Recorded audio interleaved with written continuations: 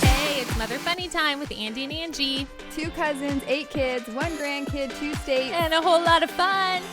Woo! Welcome back, Mother Funny Tribe. It's after Easter, and it's spring, and I've got an episode for you. That was my hint.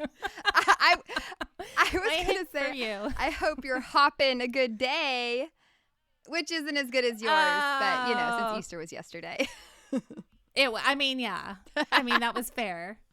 I'm moving forward because it's the seasons, and we're going to be talking about allergies. Allergies. Which we have a lot to say, especially Angie has so much knowledge in this. And we should tell him how this 100%. came up, right? And real quick, this is applicable to everybody because it's one of those things, either you suffer from allergies, and by you, I'm talking to Andie, but also the Mother Funny Tribe. So either everyone has seasonal allergies or their kids have allergies. Either I have them or you have them. A family member has allergies, grandparents, parents, aunts, uncles. So this is a very relatable topic.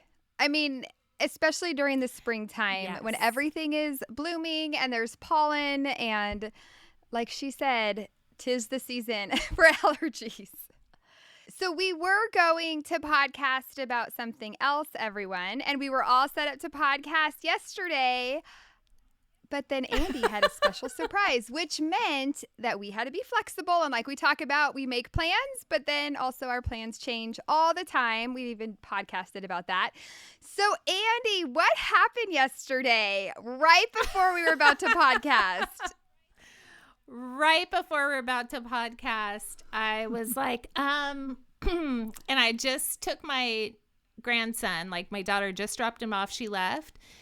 And I all of a sudden started feeling welts on my hips. And then I finally paid attention. I'm like, what are these things on my hips? And I start looking around my body and I have hives. I had hives on my hands. I look down, my hands are swollen. I'm like, when you're like busy, because I was cooking 2 dinners. These cats, I won't even talk about getting to the cats, but the cats kept jumping up on the counter trying to eat the food. So I'm like trying to get them down. I'm making these 2 dinners. I'm running after my grandson, trying to enjoy my time with my daughter before she leaves. And then I finally, like, all that clears up. I look down and I'm like, I have hives right now. And swollen hands. And swollen hands. Which isn't a good sign. And then my chest, like then my asthma. And I was like, I need to, and it was right where we're going to start. I'm like, I need a minute. It's not funny, but I was like cracking up. She called me, Angie, who knows so much has so many stories on allergy, was like, oh my God, do you need to go to the ER? Do you need to, I'm like, okay. I'm like doing a self-check with her on the phone. I'm like, I'm not anaphylactic. My asthma's bothering me. I'm scared to take my inhaler. She's like, you're scared to take your inhaler? I'm like, okay, I'll just take my inhaler. It's just a whole thing. Anyway, I'm alive. I'm fine. I was prescribed prednisone. You were? I know. I'm so jealous. I know. I'm so jealous. I'm starting it tomorrow. Oh, you're not starting tonight? Because I don't want to be I don't want to be up all night. I'm just scared it's going to make me up all night. Unless it gets bad. Anyway, enough about me. Okay. Allergies. We have a lot to talk about. We have to say, though, first of all, you are about to have a killer few days once you start popping the steroids. Yes. So excited. I'm excited for you. First of all, you're like, the amount of things you're going to get done over the next few days, you need to have a list. Make a list tonight of all the things you want to do when you're on steroids. Yes. Not that we're pro. I know, because like the first 3 days are incredible. It makes me think of like way back in the day when moms who were tired were prescribed like narcotics, like uppers that you can only buy on the street now. That's what it feels like when I'm taking, like, I'm given prednisone. I got an upper for a few days. I don't know if that's appropriate, but that's just how I. And that's the thing. If it's doctor recommended and it's a legal prescription, you have to take it 100%. I have to take it. So yeah, tomorrow I'm planning to be very productive in the next 3 days. So there we go. Yes. So hives and asthma and I think this was either a stress or a medicine allergy. And then we have food allergies. And you might not have them, as Angie said, but your kids might have them. And I found, as we're starting this off, that when I talk to parents who don't have allergies themselves, but their kids do, they kind of struggle, especially with asthma, because they don't quite understand what the child's going through or like how to navigate it. So I think this could be really helpful for parents whose kids have allergies, especially ones where you like, you know, wheezing, hives, all those things, runny nose, itchy nose. You know, if they have colds all the time, then it turns out, oh, they're having colds all the time in the spring and in the fall. Well, there's a good chance that there's some allergies behind that. So yes, it's helpful. Not being able to breathe when you have asthma, scary. But if you're a parent who doesn't have asthma and you see your child has it, it's hard to relate. So, yeah. And I think after last night, what was so funny, because Andie just texted me last night and she's like, now I have hives. And so that's like the text I got or something similar to that. I was like, what? And so I did call Andie. And the funny thing is, like, first I went through the check, you know, to make sure she was okay. Which I don't know if that stressed you out even more or if it was the correct response. But once we knew it was not life-threatening, Andie and I just could not stop laughing. And I'm like, I am the worst person to call if there's an emergency. On one hand, I'm going to stress you out totally to like no end. Are you sure you can breathe? What's going on? Well, I think it was so good because I was just so like, go, go, go at that moment that I wasn't paying attention. Obviously, I missed that I was covered in welts. And my hands were swollen. Like, I looked down, I'm like, oh my gosh. And so I wasn't paying attention. And then when you were like, can you swallow water? I'm like, where's my water? I don't know if I can swallow. I think I could swallow. So I'm like running, looking for my water. And I'm drinking. I'm like, yeah, I can swallow. I'm fine. I'm actually fine.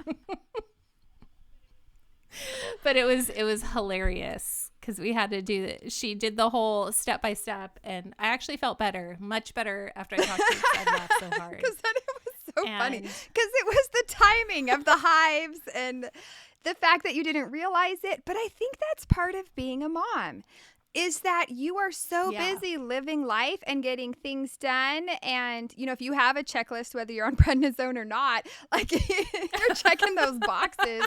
And then all of a sudden you stop because you're like, wait, like, why does my stomach itch? Or why, you know, does my arm itch? And all of a sudden you're like, whoa, that's a full-on rash. And then you're trying to think, like, how long have I had this for? And you start to, like, backtrack. Like, when I picked up the kids from school, did I notice that my hand was itchy?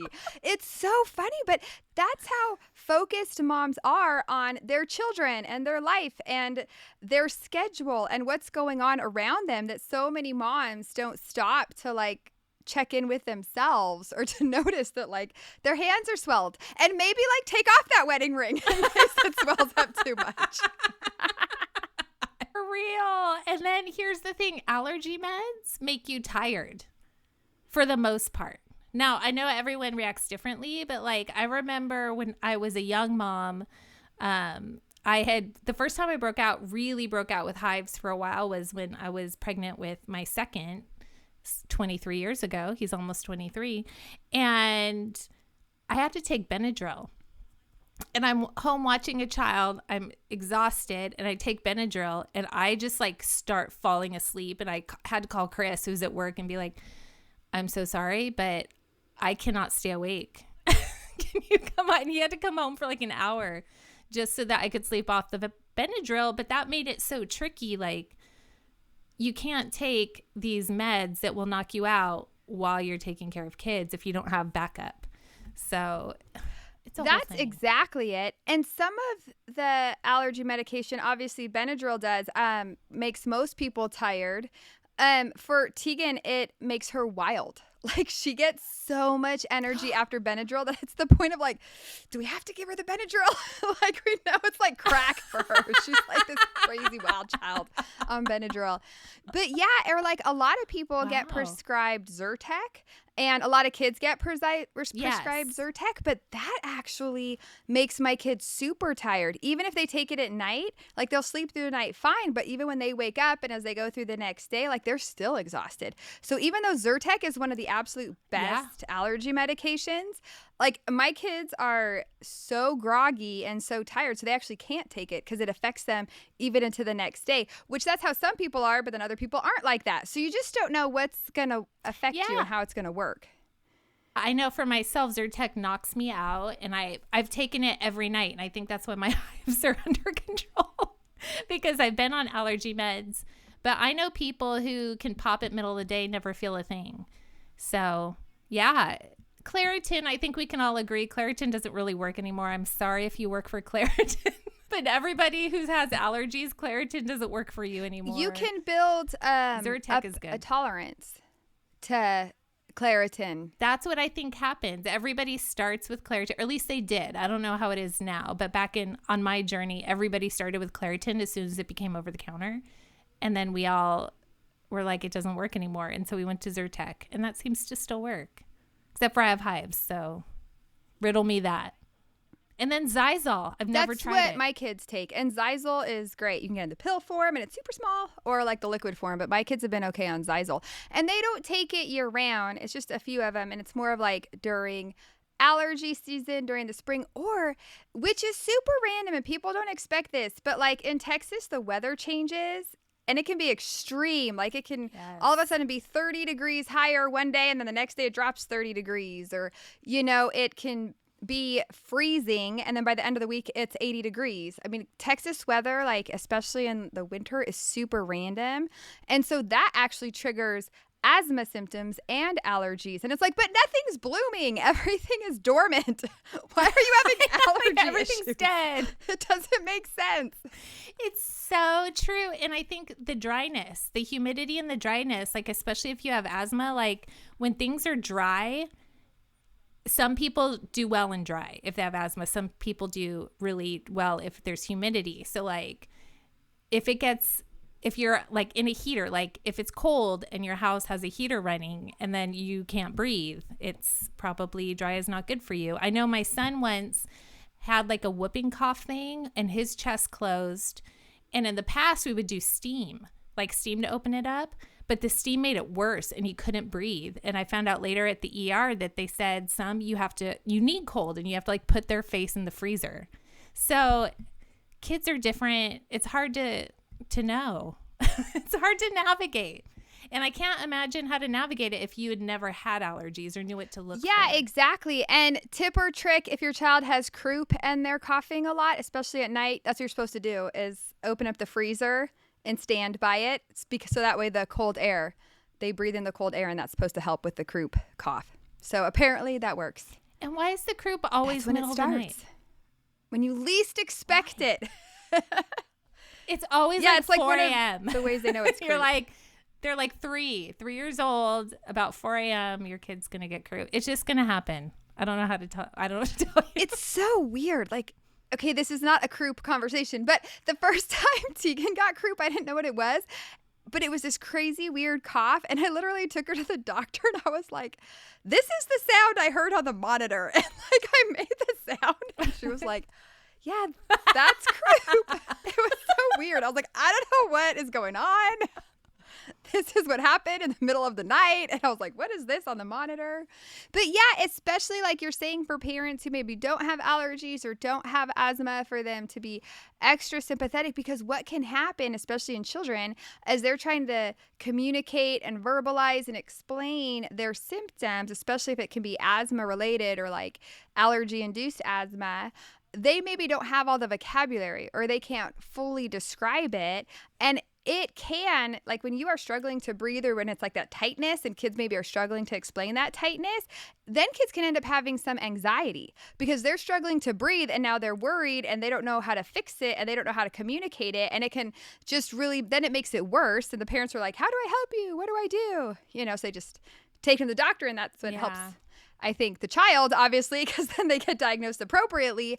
But it is, if you haven't had those feelings, just to be empathetic or to work with your child on these are the key symptoms. I know when Brooklyn had food allergies, she started having food allergies when we started feeding her actual baby food. And so that was around, we gave her some baby food, but really like 9-ish months is when we started like trying other foods besides like rice cereal and bananas and green beans. And what an allergist told us was, even though at that point, because we had to go to different doctors, different pediatricians, different allergists, but she was like a year, 18 months old. And the allergist said when she's having an allergic reaction, because her first symptom was her behavior would start to change. And then she would break out in hives on her stomach. And he said, even though she can't verbalize it, explain to her what's happening so that way she will learn the vocabulary words and she will learn the terms. So even though she was like 18 months old, we would sit there and say, okay, you're having an allergic reaction. You have hives. They are itchy. They're on your stomach. One is on your arm. We're going to give you medicine. And we would literally have to talk her through it. She understood some of it she didn't. But that way, once she was older, she immediately knew what to say. And it was such, at first, like when you're looking at your baby who's like a year, 18 months old, and you're like, really, I have to start telling her all these, bigger words, when they're really just saying, hi, mama, dada, uh-oh. You're all antihistamine. Exactly. Benadryl. Anaphylaxis. EpiPen. No. Oh, no. Epinephrine. You just have to give her the true word. It's true, but it was such good advice because as moms, we don't think about all of those things. But even if maybe she couldn't verbalize it or communicate it, she still could understand some of it. And then obviously she got older. She knew way more than her friends ever did about allergies. That's amazing. No, I was so excited to have this conversation with you just because I know your journey. I mean, my journey is more the like seasonal dust, your typical pollens, trees, all of that. I do have the most random allergy. I'm allergic to oats. That one gets me every time. It's so annoying. It's so annoying, especially because I have high cholesterol and I really need oats and I really like oats. But anyway, that's a whole, we'll talk more about food allergies later because I want to bring something up on that. But with seasonal allergies, I know when my kids were little, and again, I have asthma, and my allergies would change from when I was a kid to like certain things that would trigger me don't necessarily trigger me as an adult, or they take longer, so things change. When I was young, I couldn't be around a Christmas tree. My eyes, I remember babysitting when I was like 10 years old. The parents were gone. They had a Christmas tree and my eyes were watering. Just my whole eyes were swelling, watering. My nose was running and there was nothing I can do. And I didn't have back then you couldn't get Claritin or whatever. I just sat there and suffered. But now I can totally be in a room with the pine tree and I'm fine. But when I've taken my kids to the doctor, and I don't know if it's changed, but they would not diagnose them with asthma. They would have the wheezing, they would have the issues, they would give them breathing treatments. And then I remember specifically, I think it was Caleb, I asked if he had asthma and they're like, oh, well, we don't do that. We don't diagnose that yet. Too young. I'm like, okay, well then say 6 months later, we're back in and they ask me, does your son have asthma? And I'm like, well, no. And they're all like, well, on your chart, it says he does. I'm like, well, you tell me. You tell me.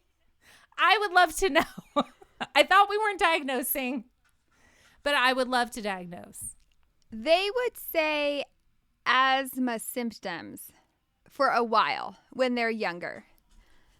So at what age do they actually start diagnosing asthma? I know they say asthma symptoms. I would say till age 3 or 4. But as you know, Cole had that crazy severe allergic reaction last year. And then that sent us to an allergist in the Dallas area. Actually, he's amazing. It's attached even to the children's hospital. He was absolutely incredible. And while we were there for allergies, Cole had his cough, because with asthma, some kids wheeze and some kids cough. Or, I mean, some kids wheeze and cough, or some kids cough more and some kids wheeze more. Like, you just don't know what you're going to get.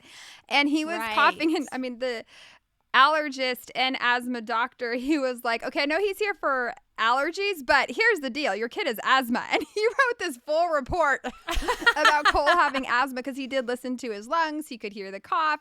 They gave him a breathing treatment while we were there.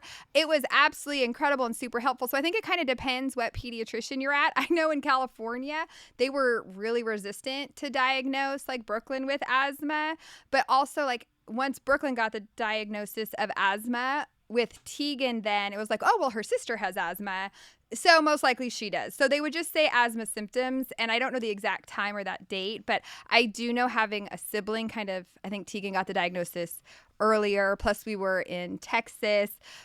And whether it says asthma symptoms or asthma, I'm just like, well, I know it's going to be an asthma diagnosis eventually.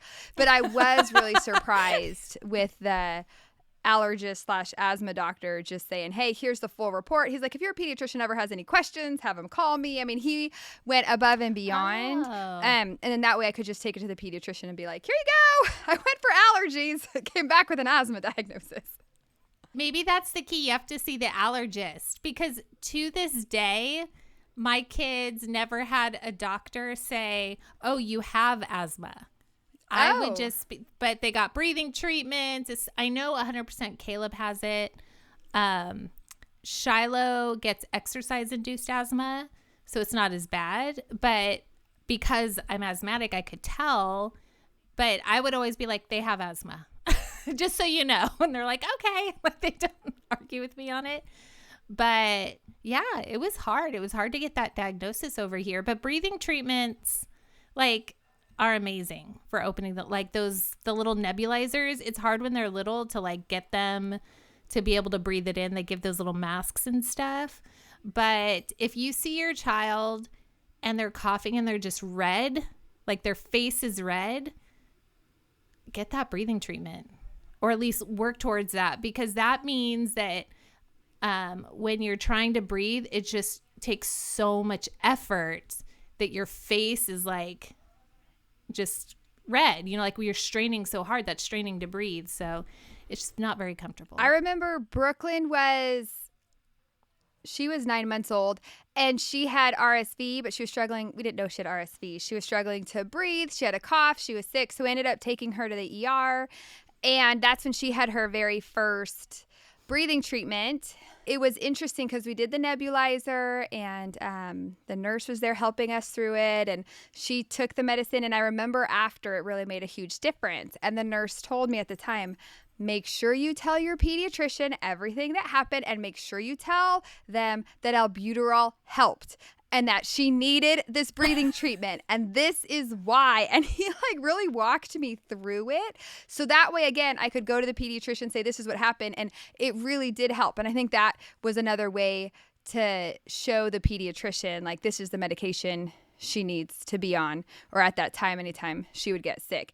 And it's funny because when you have kids, sometimes pediatricians will try to change the medications for asthma.